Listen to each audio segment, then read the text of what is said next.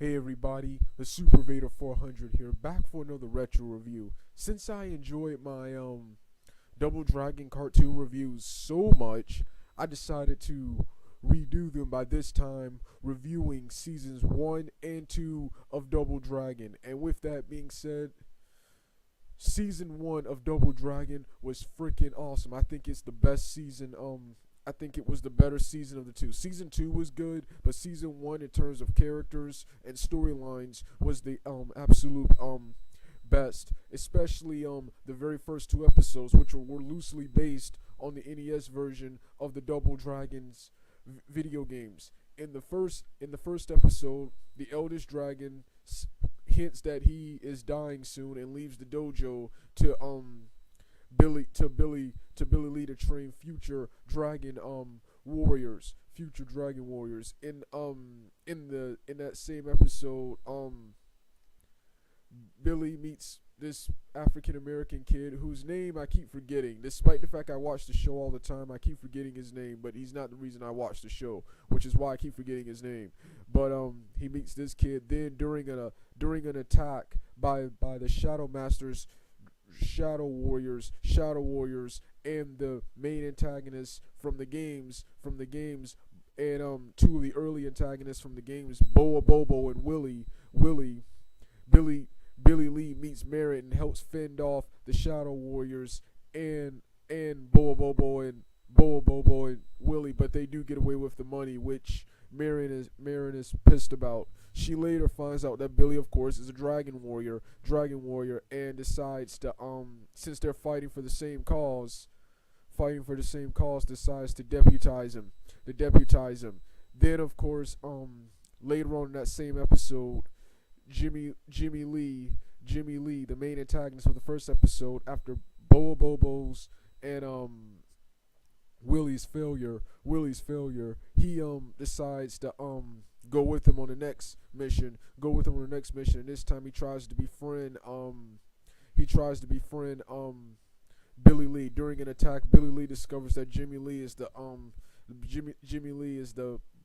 Black Shadow Master, and the episode ends there. In the second episode of the series, the real Shadow Master, the real main antagonist of the show, appears, and he immediately kills or sentences Boa Bobo and Willie to be imprisoned on a wall for the rest of the series, and threatens Jimmy Lee that if he fails, that will be his fate too. Midway during the same episode, after Jimmy Lee struggle with the good guys, the Shadow Master captures both Billy Lee and Jimmy Lee and turns on Jimmy Lee and sentences both of them to execution. Trigger Happy and Ice Pick, Trigger Hacky and Sickle and Trigger Hacky, the new antagonists, the Shadow Master Summit, try to kill Jimmy Lee, but Billy Lee saves him. And from that point on, they discover that they both have the mark. When one of them feels pain, the other feels pain, and Jimmy Lee goes straight from that point on. And in the first episode, they help drive off the forces. In the second episode, they help drive off the forces of the Shadow Master, and at the end of the episode, Marin deputizes both of them. After this episode, this is where the episode departs from the original Double Dragon formula. After this episode, the Double Dragon cartoon transforms into a Power Ranger, Teenage Mutant Ninja Turtle, X-Men, Fist of the North Star, Saint Seiya, and Dragon Ball Z type action comedy type cartoon. In the third episode, the Shadow Master is trying to learn the secrets of the martial arts teacher. I keep forgetting her name.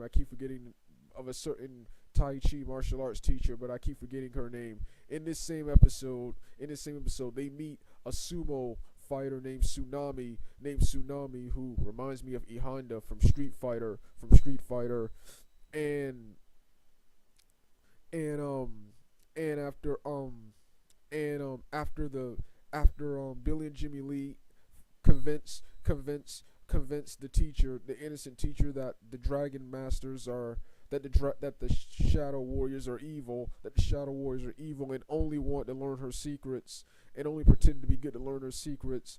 Tsunami joins Billy and Jimmy Lee as the double dragon. He gets his upgrade in the fourth episode. In the fourth episode,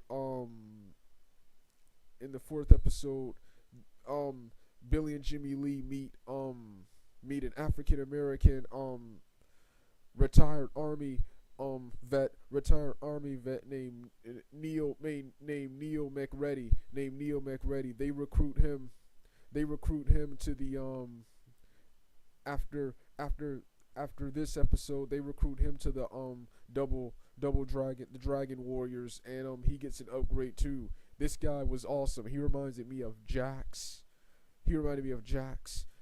From Mortal Kombat, Balrog from Street Fighter, and TJ Combo from Killer Instinct. Then in the fifth episode, another good episode, Billy and Jimmy Lee, they meet a guy named Vortex who uses capoeira like moves, capoeira acrobatic martial arts like maneuvers, and takes care and is some kind of urban street hero, and takes cares of a bunch of kids, and fights for honor. The Shadow Dragons try to recruit him into the Shadow the Shadow Masters kidnap him and force him to fight in an underground tournament, but Billy and Jimmy Lee rescue him. And after Vortex blew them off earlier, this time Billy and Jimmy Lee Billy and Jimmy Lee name him a dragon warrior. In the sixth episode, and one of the more emotional episodes, one of Marin's friend, who's an officer, loses his arm in an accident with the Shadow Master. And this episode was really emotional because a guy who had recently lost his arm had to find a new purpose in life and adjust to his new handicap. This episode was really emotional. He manages to find his calling as a mechanic and actually ends up saving the day against the Shadow Master, and gets a new robotic arm at the end of the episode and becomes a dragon warrior. Then you got the next episode where the double dragon people, where Jimmy Lee is framed by the Shadow Master, and sent to prison. Here he meets a prisoner named Fireball, who, despite his appearance, is actually harmless and is meditating so he doesn't lose his anger. In this same episode, the character Fireball reveals in a flashback that he got sent to prison for accidentally almost killing a little girl, which he never forgave himself, and has always practiced meditation to keep control and keep from losing his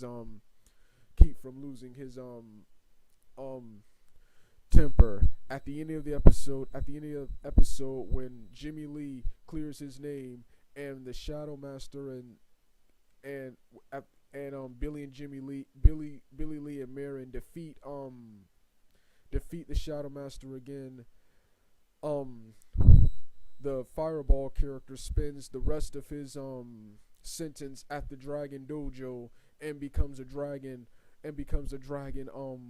warrior. This was another awesome, well-written, emotional episode. Then, of course, you get to the next episode, where this time the double dragon characters Billy and Jimmy Lee are framed again. Only this time it's the Shadow Master using a beam of light using some kind of beam of light that creates holograms. But as soon as you throw a piece of light right there, the holograms disappear. So in this episode, some idiotic officer creates a robot that automatically terminates crime, that automatically arrests people for committing crimes. The robot goes crazy, and once again Billy and Jimmy Lee clear their name and defeat the robot, and once again defeat the Shadow Master in this episode. In the next episode, in the next episode, um, Call to Arms. This was another emotional episode. This episode was about some young gang member, buying weapons and almost getting hurt. And so the African American kid has a much bigger role in this episode. And after tangling with these guys, the kid is put in jail at the end of this episode. The gang member is put in jail for his crimes, but the African American kid convinces the judge to go easier on him, and he gets enrolled in the Double Dragon dojo, but he is never really seen again. Um, the next episode was the episode where they meet Sue-In, a violent woman who is determined, who lost whose mother and father were killed by the Shadow Master, and she is determined to get revenge at any cost. In this episode, she tries to use the African American kid who earlier got scolded by Billy and Jimmy Lee for viciously beating up some gang members. The Sue-In tries to use the kid to put on some new battle armor, which will make him a match for the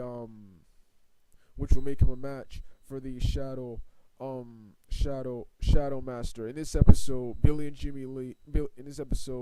both the kid and Sue-In learn that revenge is not everything, and can be dangerous, if it's not controlled. This was another awesome emotional episode, and they gain a new Dragon Warrior, Sue-In. Then the next episode is